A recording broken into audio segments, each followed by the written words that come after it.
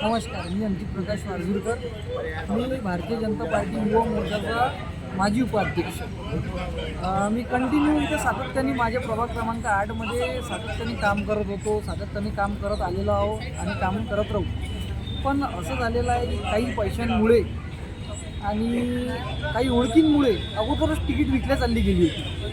मला प्रलोभन देण्यात आलेलं आहे काही नेत्यांकडनं की तुझी तिकीट फायनल होती आणि त्यानंतर माझी तिकीट अचानकमध्ये कापण्यात आलेली आहे. याच्यात त्यांनी मला एक प्रलोभन दिलं की 2.5 लाख देऊन आम्ही तुला तिकीट देतो.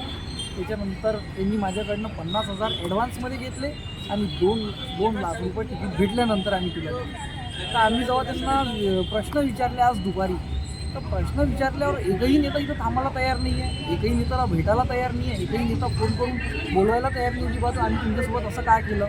आणि कोणीच मेन गोष्ट सगळ्यात मोठी गोष्ट अशी आहे की खुलेआम, आता आपण म्हणतो भाजपचं शासन आहे, सगळं शासन आहे, खुलेआम 2 नंबरचे धंदे सुरू आहे. काय करत आहे सगळे, काय करत आहे. आणि साध्या लोकांवर तुम्ही हे करतात, आमच्यासारख्या लोकांकडून तुम्ही पैसे घेतात, हे करतात, दबाव टाकतात.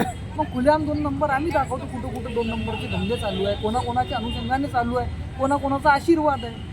असं नाही आहे ना की एक युवा म्हणून मी पण तिकीट मागितली होती. आता नाकारली माझी तिकीट. तर आम्हाला अशी म्हणजे आमच्यासोबत असं व्यवहार केला जातं सगळ्या इकडनं. तुम्हाला जे 50,000 जे त्यांच्याकडे दिले ते कोणाला दिले तुम्ही? मी बादल कुलकर्णी याला 50,000 दिले. मला 2.5 लाख रुपयाची कोण आहे मागणी. बीजेपीचे? ते बीजेपीचा महामंत्री आहे. 2.5 लाख कोण मागितले तुम्हाला? मला बादल कुलकर्णीच मागितलं. आणि 50,000 तुम्हाला रिटर्न केले का काय? त्यांनी माझ्याकडे थर्ड पर्सनच्या थ्रू एका जणाला पाठवलं.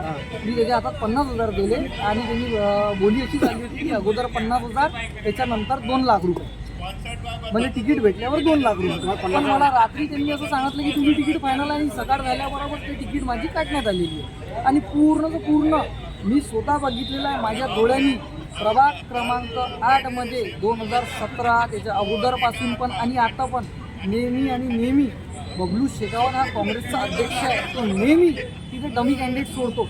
ओपनचा कॅन्डिडेट डमी, ओबीसीचा कॅन्डिडेट डमी, एससीचा कॅन्डिडेट, सगळाच पॅनल जर डमी देत आहे तर मग असं कसं चालणार. माझं एक मन आहे तर तुम्ही बीजेपीवर आक्षेप घेत आहे का काँग्रेसवर घेता? नाही, मी बीजेपीवरच घेत आहे. कारण की बीजेपीचे महामंत्री हे काँग्रेसचे अध्यक्षाच्या घरी जाऊन तिकीट फायनल करत आहे भाजपचे. हे आम्ही बघत आहोत डोळ्यानं. आता तुम्ही जे राज्यपेठ पोषण झाले हो, हे कोणावर कारवाई केली का काय? हे असं झालं आहे की शिवराजी कुलकर्णी आहे प्रदेश प्रवक्ता, त्यांनी आमचे पूजनीय शक्तीजी महाराज यांना अरेतुरे आणि शिवी गायडप केलेली आहे. त्यामुळे आम्ही त्यांच्यासोबत इथे आलेलो आहोत नाराजगी दाखवायला. बाकी माझं सगळ्यांना हेच म्हणणं आहे, भाजपच्या सगळ्या नेत्यांना हेच म्हणणं आहे की तुम्ही डमी कॅन्डिडेट प्रत्येक जागेवर जे सोडलेले आहे, जे तुम्ही तिकीटा विकलेले आहे पैशासाठी, एवढं पण खाली नको पडा. सगळ्यांना माहिती आहे की कोण 2 नंबरचे धंदे कोणाच्या अनुषंगानं सुरू आहे. जर 2 नंबरचे धंदे आम्ही दाखवतो, आम्हाला घेऊन चला. आम्ही न्यूजवर म्हणतो आम्हाला घेऊन चला. आम्ही खुलं दाखवतो की कुठे 2 नंबरचे धंदे सुरू आहे. पोलीस स्टेशनच्या 200 मीटरच्या अंतर्गत 2 नंबरचे धंदे सुरू आहे. आम्ही दाखवतो, आम्हाला घेऊन चला.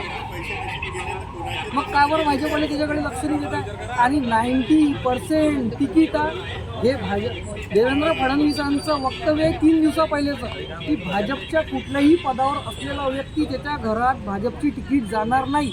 मग दिनेश सूर्यवंशीच्या घरात 2 तिकिटा कशा गेल्या त्याच्या वाईफला आणि त्याच्या पुतण्याला? हे देवेंद्र फडणवीसांचं वक्तव्य आहे ना 3 दिवसा अगोदरचं. याच्यावर थोडंसं लक्ष द्यायला पाहिजे. आता मग तुम्ही काय अपेक्षा? नाही, माझी तिकीट नकारलेली आहे. आणि मेन गोष्ट अध्यक्ष भाजप कार्यालय कशासाठी बनवलेलं आहे? भाजप कार्यालयातून तिकीटांनी चालल्या, अध्यक्षाच्या घरातून तिकीट चालल्या. का बरं? ते पण एका कोपऱ्यात बसून, आणि ज्यांचे नाव रात्रीपर्यंत फायनल होते त्यांची सकाळी दुसऱ्यांनाच तिकीट चालली. म्हणजे तुमचा आरोप आहे का बीजेपीवाले की पैसे देऊन तिकीट विकत आहे? विकल्या गेलेल्या आहे तिकीटा. महामंत्री बबलू शेखावतच्या घरी जाऊन बसून आले, काँग्रेसच्या अध्यक्षाच्या घरी जाऊन बसत आहे. 2 दिवसा अगोदर बबलू शेखावतच्या घरी बसलेले होते महामंत्री. हिवाळी अधिवेशनमध्ये एक माजी भाजप आमदाराच्या गाडीतून बबलू शेखावत कसं उतरते?